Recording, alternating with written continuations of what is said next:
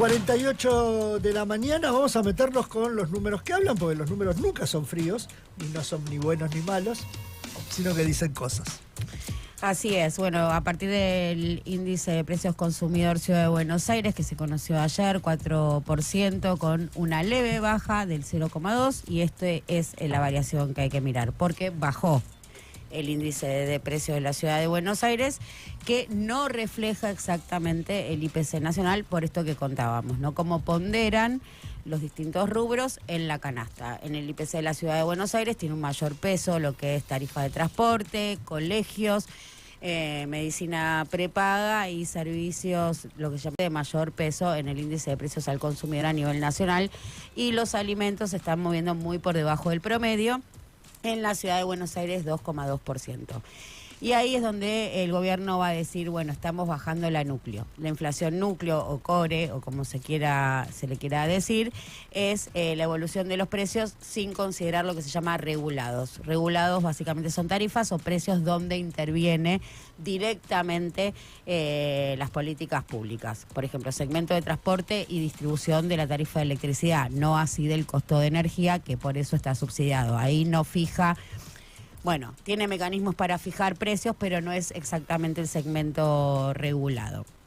Con lo cual eso que es la inflación núcleo, que es la que mira Javier Milei, seguramente le dé más cerca del 2 o del 2,5%, y que va a decir ahí el gobierno nacional es, bueno, estamos llegando a la convergencia de variables, porque si le saco el movimiento del dólar a ese número, la inflación me va a dar casi cero, que esta es la cuenta que hacen desde el prisma libertario, donde la inflación es siempre y en todos los casos un fenómeno monetario, y con la resolución del equilibrio fiscal, la inflación se resuelve sola.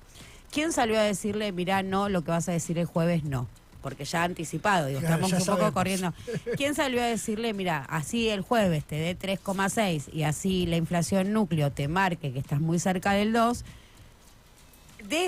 Pero desde la misma perspectiva libertaria y también avalando la inflación como un fenómeno pura y exclusivamente monetario, fue el ex 2 veces ministro de Economía, Domingo Cavallo, ¿no? Tanto del Menemato como de la Alianza.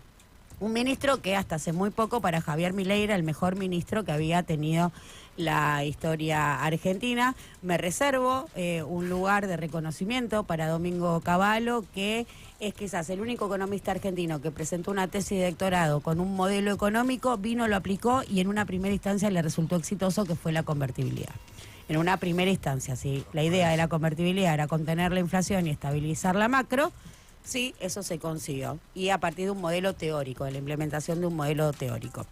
Después se abre la discusión, ¿no?, sobre el costo, si se lo llevó puesto la devaluación de Brasil, si fue una generación de pobreza. Por supuesto que me acerco mucho más a decir que, como este, es un esquema para el 5% de la población argentina. Digo que hay un 95% de argentinos que se quedan afuera de estos esquemas. Y la plata de las privatizaciones que le sirvió para... Sí, el aire de la plata de las privatizaciones. La deuda.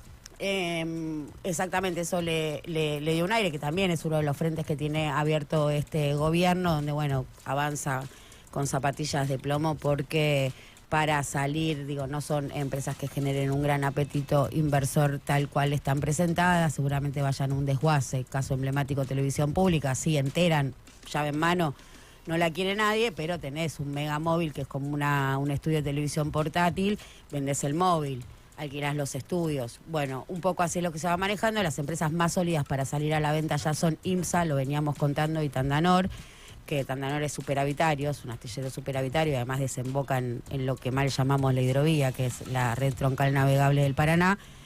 El activo es valiosísimo y además está pegadito ¿a quién? A unos terrenos del Stein. O sea que Tandanor, de lo que supiste ser, tenés todas las condiciones para ser vendida. Pero eso le puede dar algún margen más. Lo que le dice Domingo Cavallo y lo que pone el énfasis Domingo Cavallo es en decir, está soltando el gasto. Y esto es interesante de ver, porque se está hablando de esto, de que el gobierno llegó al punto máximo del ajuste y que ya no tiene más margen para ajustar en términos sociales. Entonces Cavallo le dice, bueno, vas a tener que elegir entre la recesión y la inflación. Digo, es recesión sin inflación o inflación con nivel de actividad. Esto en vista de las propias proyecciones que hace el gobierno, y cuando habla de la recuperación los signos de recuperación que se vieron, y hay que decirlo, a principios de agosto, y ya no se ven sobre septiembre. Digo, el informe de la industria automotriz es lapidario, cayó brutalmente intermensual.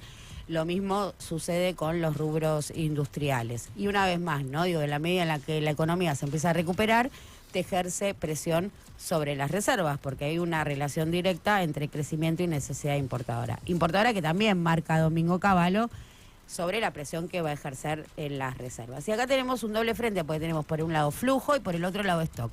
Y en este caso, flujo está matando los fundamentos que muestran stock. Stock es reservas negativas, 6.500 millones de dólares abajo, las estimaciones más benevolentes y más optimistas, porque ahí hay que sumar deuda de Bopreal, incluso es mucho mayor.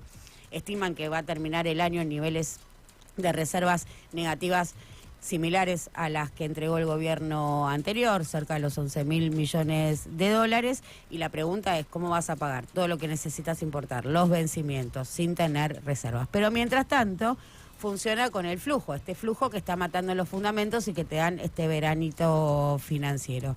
¿Es el blanqueo? Porque esta es la explicación, ¿no? Bueno, es el blanqueo.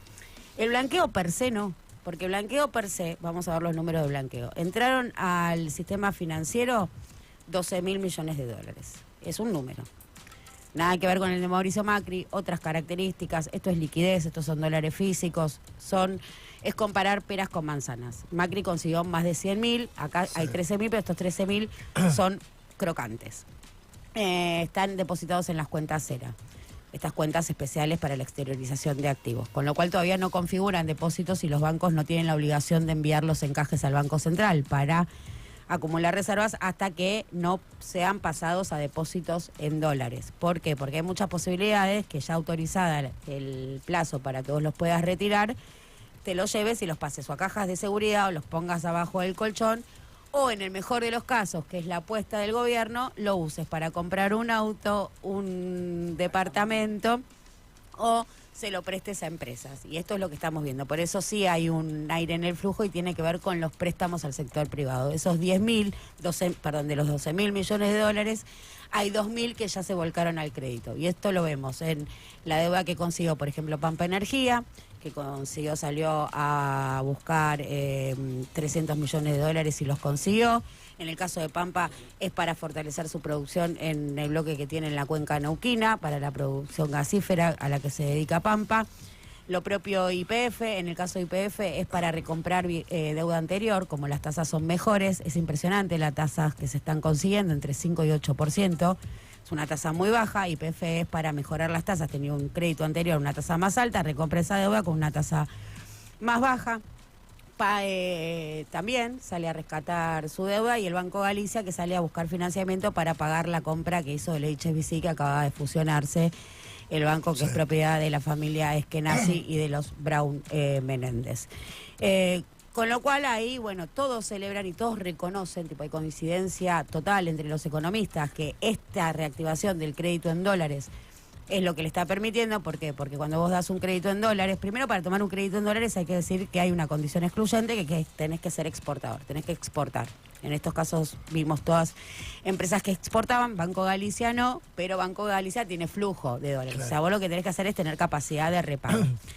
Pero yo, banco, le presto a Lorena dólares, me pide un crédito en dólares, y ese crédito pasa por el mercado único y libre de cambio, se está consiguiendo en dólares, pero a Lorena le depositamos pesos, con lo cual va a darle liquidez al mercado único y libre de cambios, con lo cual, habiendo liquidez y habiendo oferta de dólares, te contiene el precio, y esto es lo que estamos viendo en los paralelos, que perforaron los 1.200 pesos en el día de ayer, y la consecuente también baja el riesgo país porque suben los bonos en dólares. ¿Dónde aparecen las diferencias? En si ese crédito al sector privado va a alimentar al sector productivo, como vimos que puede ser el caso de Pampa, donde va a fortalecer la explotación en vaca muerta, o si simplemente va a responder a ganancias financieras, como vimos en la YPF de mayoría estatal, que lo que hace es recomprar deuda vieja y mejora los intereses que tiene por sus pasivos. Ahí es donde aparecen las diferencias, pero hay coincidencia total que este verano responde básicamente a la reactivación del crédito en dólares, que volvemos a decir, fueron 2.000 millones de los 12.000 que entraron. Claro. ¿Y cuántos se fueron a caja de seguridad? Al momento, 400 millones de dólares. De esos 12.000 y pico iniciales, 2.000 al crédito, 400 a las cajas de seguridad. O sea que queda todavía en estas cuentas IRA para ver cuál va a ser el movimiento y la dinámica, 9.600 millones, 9.500 millones. O sea, cuando eso se mueva lo puede favorecer también. Hay que ver a dónde va eso. Digo, a dónde va eso. Porque por un lado tenemos esta doble dimensión, ¿no? Si uno ve los datos de la escrituración de inmuebles en la Ciudad de Buenos Aires, es impresionante el crecimiento de compra-venta de inmuebles, más de 5.000 unidades vendidas a lo largo de septiembre. Pero cuando uno va a ver los alquileres, sí, la situación es diametralmente opuesta. Digo, hay que decir, la ley vieja quedó totalmente atrasada, sin sentido, no era conveniente tampoco para los propietarios, pero esta ley es la ley de la selva, digo, con lo cual uno tampoco puede saber muy bien. Digo, las unidades que se están moviendo, por lo general son personas que se trasladan a unidades mucho más baratas que lo que están pagando, ¿no? Hay mucha demanda en los barrios barrios del sur de la capital federal, o barrios que se consideran más baratos que otros, que los alquileres, por ejemplo, en Villa Urquiza, Belgrano o Saavedra, donde hay muchas más unidades disponibles. Claro. O sea, lo que hay es un traslado, más que una activación de nuevas propiedades, nuevos alquileres. Sí, con el impulso y con la desregulación se pusieran muchas unidades, se salieron a ofertar muchas unidades que no estaban en el mercado, pero no hay una demanda que acompañe esa oferta. Con lo cual, en el mercado inmobiliario se ve claramente esto, ¿no? Porque es la pregunta que uno se hace. ¿Cuánto se puede sostener este gobierno si cierra esta fiesta para unos pocos y que es de alguna manera el bloque de poder real lo que sostiene o no un gobierno? Sí. Porque el limitante contra los que choca el gobierno, por más que uno sienta que filtra en la historia con estallidos como el 2001 y entonces el que se vayan todos es producto de un reclamo masivo, bueno, lo cierto es que en realidad lo que sucedió ahí fue la fisura del poder económico, donde se partió entre los que querían una devaluación y los que querían una dolarización. En los periodos históricos donde ese poder se consolida, como en los primeros 2 años del macrismo, por más que todos le estemos pasando como el orto, esto no resuena en ningún lado ni se hace eco en ningún lado, y menos cuando hay una crisis absoluta de liderazgo o nadie encarna esa voz o puede canalizar ese descontento. Con lo cual, acá el peligro es que esta fiesta se arme con este flujo y se abroquele en el poder económico local, sosteniendo, bueno, esto, ¿no? El veranito financiero. ¿Cuál es el límite de esto? Los vencimientos. Vencimientos que tenés a partir de enero, impagables. Una torre que, y ahí vamos al problema del stock, y ahí aparece el problema del stock. Porque con el flujo a Argentina ya sabemos que si están contentos y con la pancita llena, si hay dólares en el sistema financiero, bueno, los leones están ahí comiendo sus bifecitos, entonces no te tiran ni el tipo de cambio ni la inflación, que son las dos caballitos de batalla que tiene el poder económico real para limitar, para circunscribir la política económica o el ejercicio de la política económica de un gobierno. Si esa fiesta está cerrada, bueno, la economía argentina marcha generando pobreza. Esto es lo que vimos durante la década menemista, pero en este caso tenés una muralla fuerte de vencimientos y ahí sí o sí necesitas financiamiento. La semana pasada, el martes, mencionábamos acá que deslizamos que Caputo estaba cerca de cerrar el repo. En realidad son 2 créditos, ahora lo vamos a explicar bien. Luego, fuentes desde Basilea confirmaron la información, lo dimos como válido, cerró el crédito. Y la desmentida, la embestida que vino por parte del Ministerio de Economía, del Banco Central, fue realmente furiosa, maquiavélica y canalla. Me ha pasado de que llamaron a todos mis colegas personalmente para desmentir la información. Sí. En una situación macartista directamente, y fue quizás el peor día de mi vida profesional, porque no me suele impactar, uno le pifia, uno se equivoca, uno tira datos, después dice me equivoqué. Pero, ya que llamen así. Pero cuando la embestida es tan furibunda, realmente te impacta, y sobre todo cuando involucra directamente a tu jefe y te dice, me detonás, si salís con una fake news, cuando se arma así, te está desmentido oficialmente, no hay repo. Esta fue, así terminamos el martes con fuentes muy precisas y mucho detalle. ¿Qué sucede una semana después de esto? El miércoles yo acá no podía ni estar, no sé si se acuerdan, con un impacto físico, porque realmente el vuelto es muy violento. Sí. El vuelto fue muy violento. ¿Qué sucede? Bueno, el domingo le da la entrevista a Luis Majul y hay un fragmento de la entrevista que no sale al aire, pero que trasciende y circula, que es cuando Caputo le reconoce que está el repo. Y esa parte de la entrevista no sale pero como los periodistas somos muy corporativos y hay muchos que recogieron el guante de lo mal que le había pasado, eso circuló y por eso hoy en la tapa del Cronista dice Caputo admitió, es el verbo que usa el cronista, que consagra el repo. ¿Cuál es el crédito que consigue Caputo? Son 2 líneas, una es con el Banco de Basilea contra el oro. El Banco de Basilea tiene una muy buena tasa contra el oro, que es 4%, y ahí puede conseguir algo así como 1.500 millones de dólares, pero con eso no le alcanza. Entonces, el otro repo, que es contra aval de bonos, o hay que ver ahí cómo resuelve el tema de los avales, porque ahora vamos a hablar de los limitantes que tiene esto, porque no es casual que lo hayan salido a desmentir y que al día de hoy tampoco lo reconozcan. El crédito de Basilea es contra oro, son 1.500 millones de dólares, y el otro crédito debería ser, o están analizando si es con Bopreales, que tiene una dificultad de que no cotizan internacionalmente, pero de todas maneras es un compromiso de deuda del gobierno nacional, y ahí las tasas son del 17, porque claramente una cosa es darle oro y otra cosa es darle un Bopreal. ¿Qué hace Caputo? Como no puede venir a decir, che, me endeudé al 17, dice, conseguí entre Basilea y el repo 4.000 o 5.000 millones de dólares juntando los dos créditos, porque el repo le pueden dar 3.000, 3.500, hace un promedio de las dos tasas y dice, bueno, la tasa me da 9 algo, ¿entendés?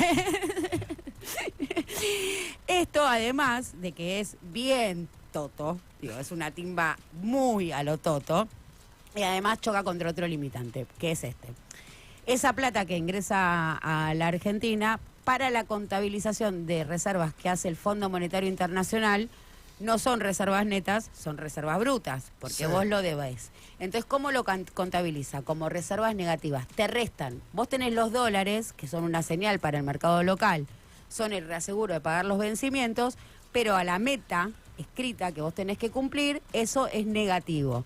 Y vos, claro, te lo cuenta como negativo. Entonces ya tenés 6.500 a los que le vas a tener que sumar 5.000 más, con lo cual para el fondo, digo, vos tenías que estar 8.700 arriba, te estás alejando de la meta y hay un lapso, hay un margen donde vos podés pifiarle. Digo, vos podés tener más o menos 2.000 de la meta acordada. Ahora, si agarraste estos 5.000, ya no te alejás 2.000, te alejás 5.000 más. Con lo cual hay un limitante fuerte con el Fondo Monetario Internacional, a lo que se sobreimprime la situación de los buitres sobrevolando el oro argentino, que está en un sótano, y esto es así, en la calle 62, digo, tantas precisiones para salir a desmentir tantas precisiones en la calle 62, en un sótano, y el peligro es el traslado cuando vos saques ese oro de ahí para llevarlo a Basilea, que es donde finalmente se deposita como aval. ¿Cuál es la excusa que tienen o los argumentos? No es ninguna excusa y son argumentos bastante sólidos que tiene el fondo buitre, que se llama Bain Ford, sí, Bain seguro, Ford no me acuerdo, Bain Ford Fund, es que el Banco Central es un alter ego del gobierno nacional.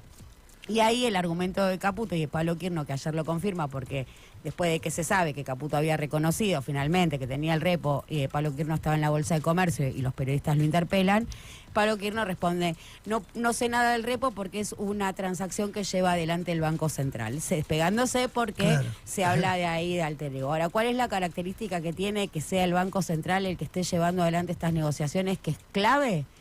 Que no se trata de una toma de crédito público porque no lo lleva adelante el Tesoro, sino de una transacción interbancaria donde no tienen la obligación de informar ni tasas ni montos, sino que es una transacción entre bancos, lo que también explica mucho de las opacidades que hay alrededor de esto. En el programa de Majul, Caputo habló del alter ego y dijo, no, nada que ver porque el central no tiene nada que ver con el gobierno, esto ya está aprobado, súper comprobado. Bueno, que le explica a Belfort que tiene muy clara la sociedad entre Santiago Caputo y Toto en Anker Consultoras, y además, digo, me repito básicamente a textual de Santiago Bausili, que en el encuentro del IEAF en Mendoza, en su exposición dijo claramente que en este momento la Argentina no podía tener un banco central independiente, y este fue un textual de Santiago Caputo que está registrado así, esto en la Argentina. Sí. Con lo cual los argumentos, digo esto, ¿no? Al no discutir por lo pronto, de este humilde metro cuadrado, creo que el Banco Central no debe ser independiente, debe responder a la política económica de un gobierno, y no se llama alter ego, sino que se llama herramienta. El Banco Central es una herramienta de los gobiernos, pero más allá de lo que uno pueda pensar, digo, si este gobierno reconoce que el Banco Central no puede ser independiente, tiene que sentarse a discutir con los buitres por qué no puede ser independiente y no negar una relación que está de hecho y a la vista de todos. Una vez más, Bainfor sabe muy bien la sociedad que tienen Santiago Bausili y Toto Caputo, y es uno de los fundamentos más fuertes que tiene para quedarse con el oro. Me quedé pensando una cosa del principio cuando hablabas del ajuste, y que ayer escuché algo en la tele con respecto a eso, de que es cierto, el ajuste no puede ser un sueño eterno. O sea, vos no podés ajustar todo el tiempo. En algún momento tenés que desajustar, porque si no... Algunos vamos a morir. Claro. Bueno, que no de hecho está diciendo toda la que vida, 4 años ajustando. Bueno, de hecho, el aumento compulsivo del 6% del salario docente universitario Sí. va mostrando. Y además pensar esto, digo, tiene que competir en unas elecciones.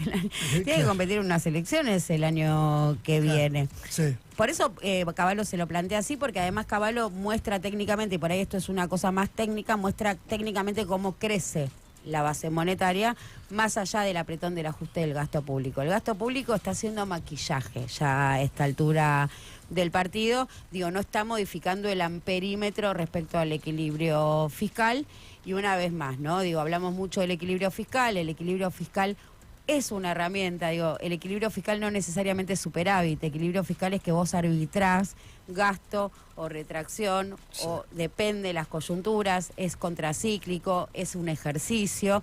Acá la clave está en la capacidad que tiene un gobierno de juntar reservas y la enorme paradoja que significa que para el ejercicio de una política económica soberana lo que tengas que tener es un respaldo en dólares en el Banco Central.